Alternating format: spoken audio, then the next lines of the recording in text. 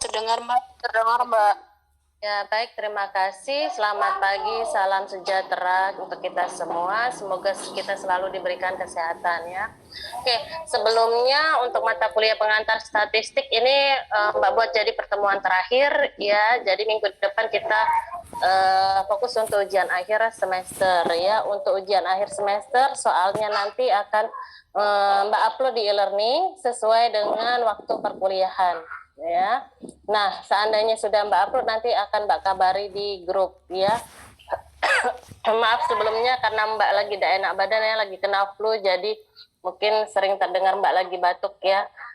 Baik, untuk terakhir materi ini kita akan membahas tentang kurtosis ya. Saya share dulu PPT-nya.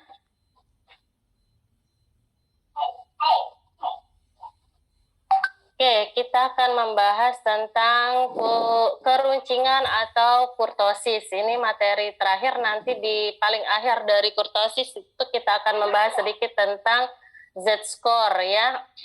Oke, kurtosis. Kita lanjutkan. Jadi keruncingan itu artinya adalah kurtosis atau bisa disebut sebagai ketinggian kurva ya.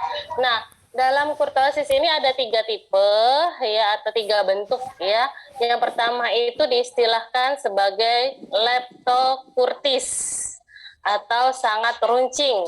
Yang kedua adalah mesokurtis, itu adalah keruncingan sedang, dan platikurtis itu adalah kurva datar ya. Oke, sebentar ya.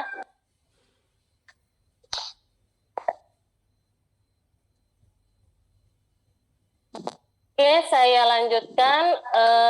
Ini adalah bentuk dari kurtosis ya. Tadi yang paling runcing itu adalah leptokurtosis atau leptokurtik ya. Yang kedua adalah mesokurtis atau mesokurtik, dan yang terakhir adalah platikurtis atau platikurtik ya. Ini berdasarkan keruncingan kurva. Oke, saya lanjutkan. Nah, untuk koefisien kurtosis, kalau mesokurtik atau mesokurtis sama aja istilahnya, itu alfa 4 atau kurtosisnya itu sama dengan 3. Dikatakan sebagai leptokurtik itu jika alfa 4-nya itu adalah lebih dari 3. Sedangkan dikatakan sebagai platikurtik, alfa 4-nya itu kurang dari 3. Nah, di sini ada rumus koefisien kurtosis untuk data yang tidak dikelompokkan atau data tunggal ya. Jadi alfa 4 itu kurtosis atau koefisien kurtosis, ini adalah rumusnya sama dengan 1/n sigma dalam kurung x minus dikurangi apa itu namanya sigma ya. Sigma dalam kurung pangkat 4 dikurangi, ini apa ya, bentuknya ya seperti itulah ya, pangkat 4 ya. Oke, itu rumusnya. Nah, ini ada contoh soal untuk mencari keruncingan untuk data tunggal. Nah, itu ada rumusnya untuk data tunggal. Alfa 4 sama dengan 1/n sigma x dikurangi x bar pangkat 4 dibagi S pangkat 4 atau simpangan standar atau simpangan baku ya. Lalu soalnya adalah tentukan keruncingan kurva dari data 2, 3, 6, 8, dan 11. Ini adalah data tunggal. Jadi pertama-tama yang perlu kita cari adalah X bar atau nilai rata-ratanya. Berarti kita jumlahkan 2 tambah 3 tambah 6 tambah 8 tambah 11. Berapa hasilnya? Kemudian kita bagi 5. Maka hasilnya adalah 6. Ya, nanti coba kalian cek apakah benar. Sedangkan S-nya itu adalah 3,64. Nah, untuk rumusnya coba kalian cek sendiri ya, sengaja tidak saya detailkan satu persatu ya. Kemudian setelahnya baru kita cari alfa 4-nya atau keruncingannya atau kurtosisnya. Kita masukkan ke dalam rumus ya.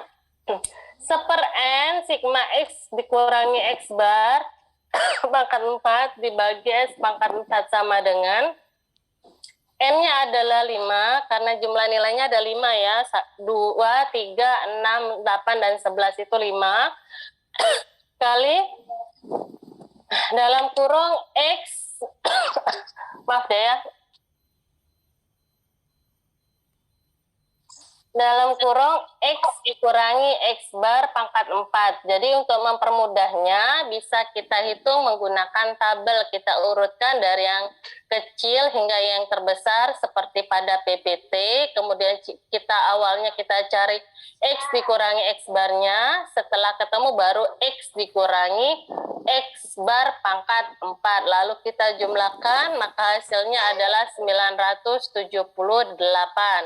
Maka 1/5 dikali 978 dikurangi S-nya adalah 3,64, kemudian kita pangkatkan 4. Maka hasil keruncingannya adalah 1,08. Ya. Oke. Kita lanjut. Nah, ternyata di sini saya sudah membuat catatan. Ya, cara mencari S di sini ada rumusnya. Tinggal dimasukkan aja, nanti kalian baca lagi, maka ketemunya hasilnya adalah 3,67. Ya, itu. Ini rumus S-nya ya, atau simpangan standarnya. Jadi nanti bisa kalian coba apakah benar perhitungan saya atau tidak ya. Oke. Nah, untuk data yang dikelompokkan, ada juga rumusnya, alfa pangkat 4 sama dengan, berarti coba kalian baca, di mana F itu adalah jumlah frekuensi, ini bisa yang di bawah pangkat 4 itu bisa diganti dengan S pangkat 4, karena dia adalah standar deviasi atau simpangan bakunya, lalu X-nya itu adalah nilai tengah kelas dan apa itu namanya sigma ya, bukan sigma, apa namanya dek? Ada yang ingat nggak istilah matematikanya? X dikurangi apa ini? Artinya nilai rata-rata hitung, kemudian kita pangkat 4. Maaf ya dek ya, ada suara anak-anak karena ini hari libur, jadi anak-anak pada main ke sini ya. Oke, kita lanjutkan. Untuk koefisien kurtosis persentil, koefisien kurtosis persentil ini dilambangkan dengan K atau kappa. Untuk distribusi normal, maka nilai K-nya atau nilai kappa-nya adalah 0,263. Sedangkan untuk menentukan koefisien kurtosis persentil, ini ada rumusnya. K sama dengan setengah dalam kurung Q3 dikurangi Q1, kuartil ketiga dikurangi kuartil pertama dibagi P90 dikurangi P10, artinya persentil 90 dikurangi persentil 10 ya. Oke. Nah, ada catatan di sini saya tulis, berarti kuartil pertama ini rumusnya adalah 1/4 N, kuartil kedua adalah setengah N, dan kuartil ketiga itu adalah 3/4 N. Ya, ini cara menentukan kuartil ya. Oke, selanjutnya ini ada soal ya. Berikut ini untuk data yang berkelompok. Berikut ini disajikan tabel distribusi frekuensi dari tinggi 100 orang mahasiswa untuk Universitas X, Y, dan Z. Nah, pertanyaan pertama adalah diminta untuk menentukan koefisien kurtosis persentilnya. Jadi tabel di sini adalah soalnya, kita lihat ya, tinggi dari 100 orang mahasiswa dan juga ada frekuensinya. Lalu cara penyelesaiannya adalah yang pertama kita menentukan kelas Q1 atau kuartil pertama. Kelas Q1 itu sama dengan kelas ketiga. Kita lihat, ini sudah rumus dari sononya ya. Kelas Q1 sama dengan kelas ketiga. Q1 sama dengan kita masukkan ke dalam rumus, ya, B1 ditambah 1/4 N dikurangi dalam kurung sigma F10 dibagi frekuensi Q pertama, kemudian kita kalikan C sama dengan Oke, ada yang tahu C ini apa? Ada yang tahu? Ada enggak? C itu adalah jarak interval ya. Jadi kita masukkan sama dengan kelas ketiga 65,5. Kita lihat dari mana 65,5 kelas ketiga. Berarti kelas ketiga itu terletak di antara 66,68. Lalu kenapa kok 65,5? Kita lihat nilai bawahnya. Berarti 66 dikurangi 0,5. Maka hasilnya adalah 65,5. Ya, ditambah 1 N. N-nya adalah 100, jumlah mahasiswanya tadi ada 100, kemudian kita bagi 4, karena 1/n/4 ya, atau n/4, dikurangi 23.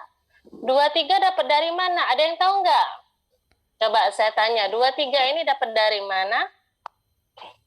Ada yang bisa? Sigma frekuensi pertama nolnya adalah 23. Ada yang bisa? Kenapa ketemu 23 dari mana? Ada yang bisa?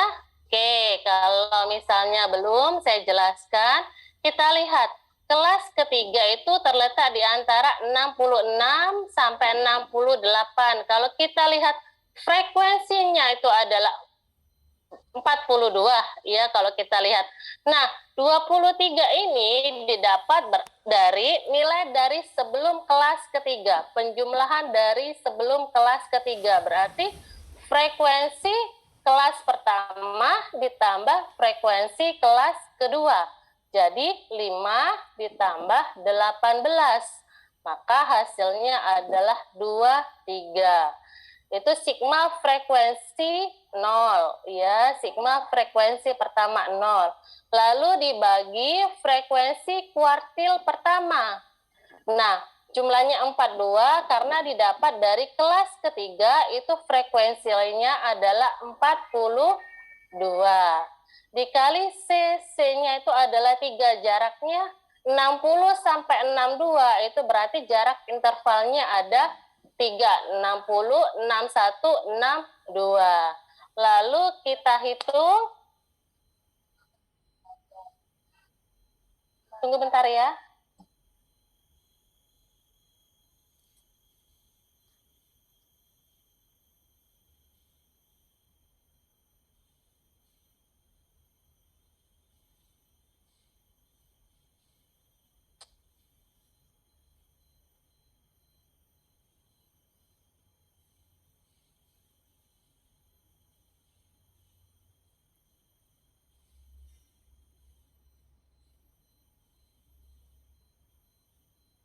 Oke, maaf, saya lanjutkan. Lalu kuartil pertama atau kelas kuartil pertama kita hitung, hasilnya adalah 65,64. Untuk penentuan kelas kuartil pertama ada pertanyaan. Jadi sudah tahu sigma frekuensi 10-nya dapat dari mana? Berarti jumlah dari kelas pertama dan juga kelas kedua untuk frekuensinya ya, maka ketemu 23, artinya 5 ditambah 18, lalu dibagi frekuensi kuartil pertamanya itu adalah kelas ketiga, frekuensinya adalah 42. Oke, ada pertanyaan sampai di sini? Oke, kalau tidak saya lanjutkan. Kemudian kita cari kelas Q3 itu sama dengan kelas keempat. Q3 sama dengan B3 ditambah 3/4N dikurangi sigma frekuensi 30 dibagi frekuensi kuartil ketiga kali C sama dengan 68,5 Kita lihat, cek dulu. Kelas keempat berarti di antara 69,71. Jadi kita mencari B3-nya itu artinya bahwa 69 dikurangi 0,5. Jadi hasilnya 68,5 ya. Ditambah 3 kali 100 itu adalah jumlah mahasiswa dibagi 4 dikurangi 65. Berarti kalau kelas keempat itu yang kita jumlahkan adalah frekuensi kelas 1, frekuensi kelas 2, dan frekuensi kelas 3. Berarti 5 ditambah 18 ditambah 42 hasilnya adalah 65. Dibagi frekuensi kuartil ketiga. Kuartil ketiga tadi sama dengan kelas keempat. Terletak di antara 69 sampai 71. Berarti adalah hasilnya 27. Ya, maka frekuensi kuartil ketiga adalah 27 dibagi tadi jarak intervalnya ada 3 ya, sama dengan kita hitung, maka hasil kuartil ketiga adalah 69,61. Oke, untuk penentuan kelas kuartil ada pertanyaan? Oke, kalau tidak ada, kita lanjutkan. Yang berikutnya adalah kita menentukan kelas persentil 10. Kelas persentil 10 itu rumusnya sama dengan kelas kedua. Ya, ini rumus persentil 10 sama dengan B10 ditambah 10N per 100, ini rumusnya, dikurangi sigma frekuensi 10,0 dibagi frekuensi persentil 10, kemudian kita kalikan jarak interval atau C-nya. Sama dengan kelas kedua, kita cek kelas kedua. Kelas kedua berarti di kisaran 63,65. Maka hasilnya 63 dikurangi 0,5, hasilnya adalah 62,5. Maka untuk B10-nya adalah 62,5 ditambah 10, N-nya adalah 100. Kemudian kita bagi 100 dikurangi 5. Kita lihat kelas kedua. Kelas kedua tadi terletak di 63,65. Seharusnya frekuensi 18. Tapi yang namanya sigma frekuensi 10 ini adalah, atau kelas kedua itu adalah jumlah dari frekuensi kelas pertama. Jadi kalau kita lihat frekuensi kelas pertama adalah 5, maka sigma frekuensi 10,0-nya adalah 5, kemudian dikurangi frekuensi persentil 10 adalah kelas kedua. Kita lihat kelas kedua. 63 sampai 65. Maka hasilnya adalah 18. Frekuensinya ada 18 ya untuk kelas kedua.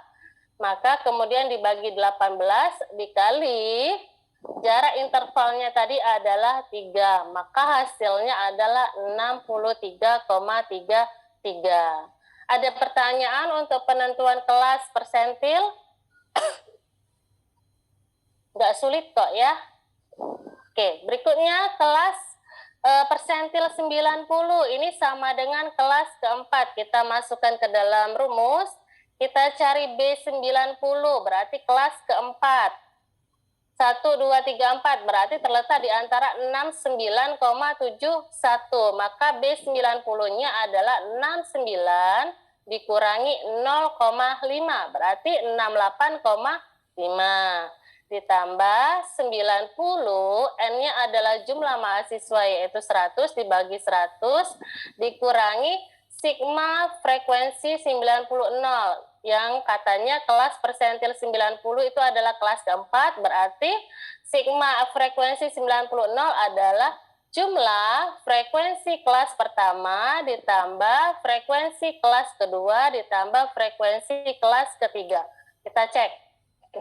Berarti 5 ditambah 18 ditambah 42.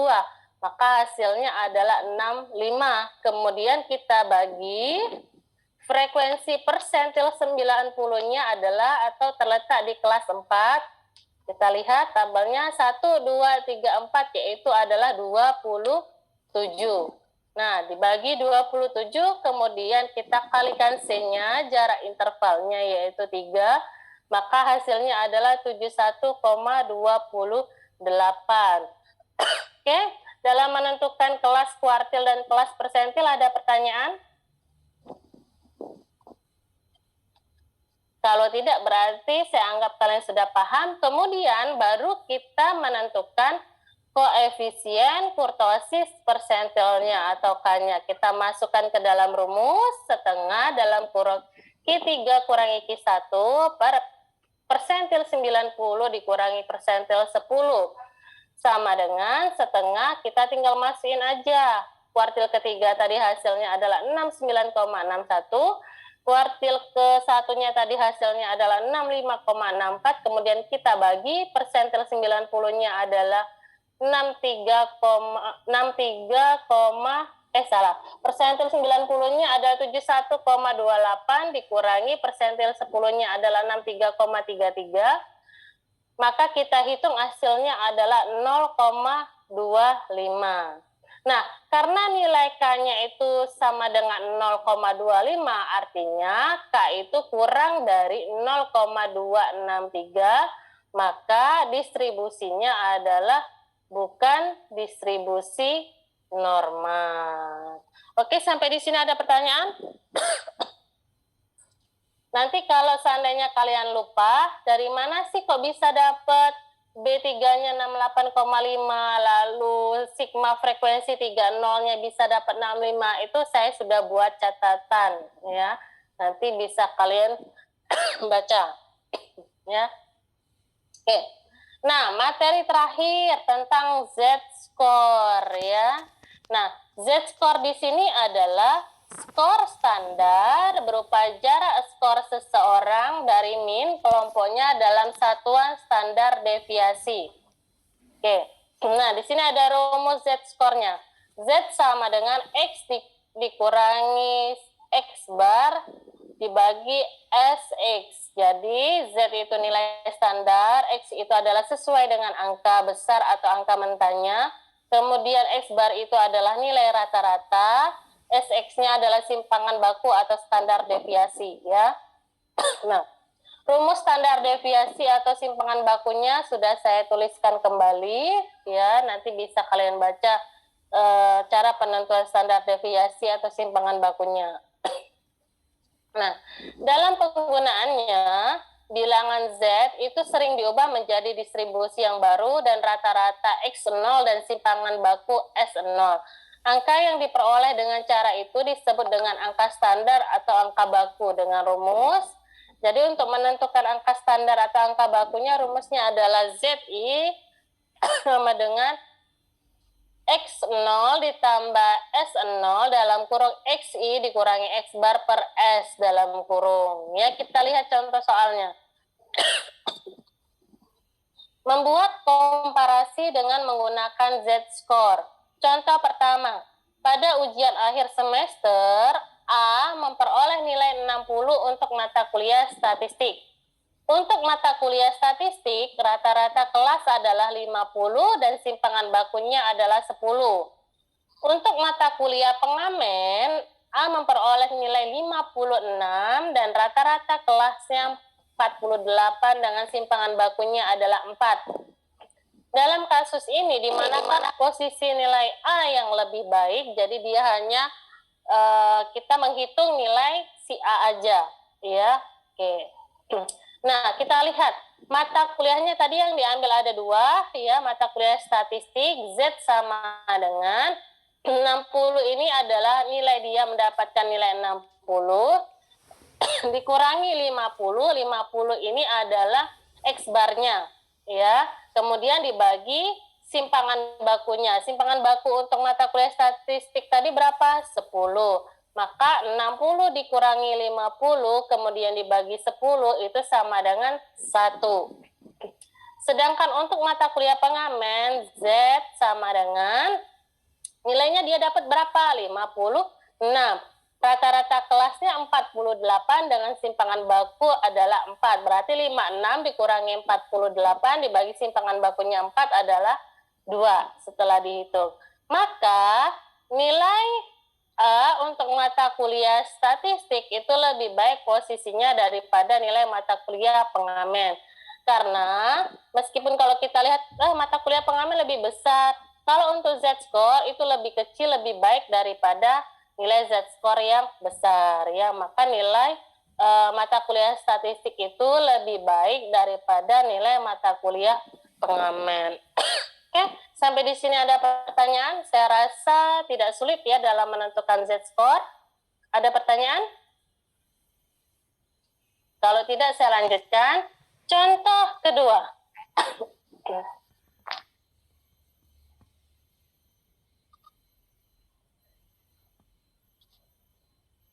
Contoh kedua. Dari pengumpulan data nilai statistik dari 2 kelas diperoleh data sebagai berikut. A dan B itu sekelas atau kelas X ya, memperoleh nilai statistik 64 dan 43. Di kelas X rata-ratanya adalah 57 dan simpangan bakunya adalah 14. Nah, untuk kelas yang kedua, yaitu kelas Y, rata-rata nilai statistiknya adalah 31 dan simpangan bakunya adalah 6. Lalu, ada siswa lain yaitu C dan D. Siswa kelas Y memperoleh nilai statistiknya adalah 34 dan 28 dengan standar skor atau rata-rata standarnya adalah 50 dengan simpangan baku adalah 5. Jadi kita diminta untuk membandingkan nilai keempat siswa tersebut. Ada rumusnya ya, kita masukkan. Yang pertama adalah menghitung Z-score terlebih dahulu dari masing-masing siswa. Nilai siswa A, tadi nilainya dia dapat 64 ya. Jadi 64 dikurangi nilai rata-rata tadi berapa? 57. Simpangan bakunya adalah 14. Jadi 64 dikurangi 57 dibagi 14 maka hasilnya 0,5. Sedangkan nilai B tadi berapa? 43 dikurangi nilai rata-ratanya 57. Kemudian kita bagi simpangan bakunya 14. Maka hasilnya adalah -1. Lalu yang ketiga adalah kita menghitung nilai C. Nilai siswa C. Nilainya berapa tadi? 34. Kemudian kita kurangi dengan 31 nilai rata-ratanya. Rata-rata nilainya 31. Kemudian kita bagi dengan nilai simpangan bakunya yaitu 5. Jadi simpangan bakunya adalah 6 ya. Simpangan bakunya adalah 6. Jadi Z sama dengan 34 dikurangi 31 dibagi 6 maka hasilnya 0,5. Lalu nilai D-nya tadi adalah coba mana tadi di kelas X, nilai C dan D memperoleh nilai D-nya adalah 28 ya. Dikurangi rata-rata nilainya adalah 31, kemudian kita bagi simpangan bakunya adalah 6, maka hasilnya adalah 0,5. Jadi untuk nilai Z-score masing-masing siswa sudah didapatkan. Z-score untuk siswa A adalah 0,5. Z-score untuk nilai B adalah -1, Z-score untuk nilai C adalah 0,5, dan Z-score untuk nilai D adalah 0,5. Lalu yang kedua, kita mengubah Z-score ke standar skor yang telah ditetapkan dengan rumus. Ya, jadi nilai A yang distandarkan adalah 50. 50 dapat dari mana? Standar skornya 50 atau rata-rata standarnya adalah 50. Sudah diketahui ya. Jadi 50 ditambah dalam kurung 5 dikali 0,5. 5 ini dapat dari mana? Kita lihat soal. karena sudah diketahui standar skornya adalah 50 dengan simpangan bakunya ada 5, maka 5 itu adalah simpangan baku, ya. Jadi ditambah 5 kali Z-skor nilai A tadi berapa? Kita lihat cek. Z-skor nilai A 0,5. Kita masukkan, jadi 50 ditambah dalam kurung 5 kali 0,5, maka hasilnya adalah 52,5. Sedangkan nilai B yang distandarkan itu adalah 50, tadi sudah diketahui ya di soal, ditambah dalam kurung simpangan bakunya adalah 5, kemudian kita kalikan dengan nilai Z-skor dari B. Siswa B adalah minus 1 yang sudah kita hitung tadi, maka hasilnya adalah 45. Sedangkan nilai C yang distandarkan 50, di soal tadi sudah ada, ditambah dalam kurung 5 untuk simpangan bakunya, kali Z-skor nilai C tadi yang sudah kita hitung adalah hasilnya 0,5, kita cek. C, 0,5, benar ya? Maka hasilnya 52,5. Sedangkan nilai D yang distandarkan, nah kita cek tadi hasilnya 0,5 atau minus 0,5 ya. Coba dihitung. Oh, saya kurang tanda minus ya, Dek ya. 28 dikurangi 31 itu adalah minus ya. Benar nggak? Iya, berarti kurang tanda minus ya, nanti saya tambahkan. Oke, tadi saya tanya benar nggak perhitungan saya, nggak ada yang komen ya. Oke, setelah dicek memang benar, artinya minus 0,5 untuk nilai D. Nanti saya benerin ya. Oke, jadi nilai D yang standarkan adalah 60, tadi sudah diketahui di soal, ditambah simpangan bakunya adalah 5, kali Z-skor nilai D tadi seharusnya adalah minus ya, minus 0,5. Maka hasilnya adalah 47,5. Kalau kita lihat, nilai terendah adalah siswa B yaitu 45 dan nilai yang tertinggi adalah siswa A dan C dengan 52,5. Oke, sampai di sini ada pertanyaan? Oke, kalau tidak ada, bentar ya.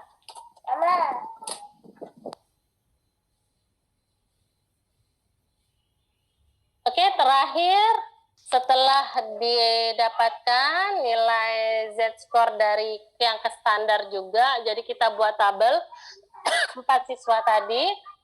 A, B, C, dan D, skor asli ini tadi di soal, masing-masing mendapatkan nilai A tadi 64, B tadi 43, C tadi 34, dan D tadi 28. Nah, untuk Z-skornya perhitungan yang ini tadi, A tadi 0,5, B itu adalah minus 1, C itu adalah 0,5, dan D itu adalah minus 0,5. Kita masukkan dalam tabel. Sedangkan skor standar tadi sudah kita hitung, tinggal kita masukkan. Artinya bahwa A tadi 52,5, B itu adalah 45, C 52,5, dan nilai D adalah 47,5. Itu kita masukkan ke dalam tabel. Oke, sampai di sini ada pertanyaan? Oke, tidak sulit ya. Nanti insya Allah soal yang saya buat nanti juga tidak sulit. Untuk rumus-rumusnya nanti kalian bisa buka buku lagi atau buka PPT yang sudah saya share ya. Itu silahkan, boleh pakai buku bacaan yang lain juga tidak apa-apa ya. Oke, untuk ujian akhir semester akan saya berikan di hari perkuliahan kita. Jadi kalau nggak salah kelas ganjil dan genap itu di hari Selasa, sedangkan kelas Palembang itu di hari Rabu. Ya, nanti soal ujian akhir semesternya saya upload di e-learning sesuai dengan jam perkuliahan kita. Ya, oke, sampai di sini ada pertanyaan? Materi hanya sampai di sini. Jadi untuk ujian akhir semester itu materi yang saya berikan di awal hingga hari ini ya. Tuh. Oke, sampai di sini ada pertanyaan? Kalau tidak ada, kalau tidak salah PPT ini saya sudah share lama di grup ya, jadi tidak perlu saya share lagi. Oke, untuk pertemuan terakhir ini saya rasa cukup sekian. Sampai ketemu di lain kesempatan. Kalau ada mata kuliah dengan saya, mohon maaf apabila ada salah-salah kata, itu tidak ada maksud dari saya. Sampai di sini pertemuan kita. Saya ucapkan Assalamualaikum warahmatullahi wabarakatuh. Waalaikumsalam warahmatullahi wabarakatuh. Terima kasih, Bu. Selamat pagi.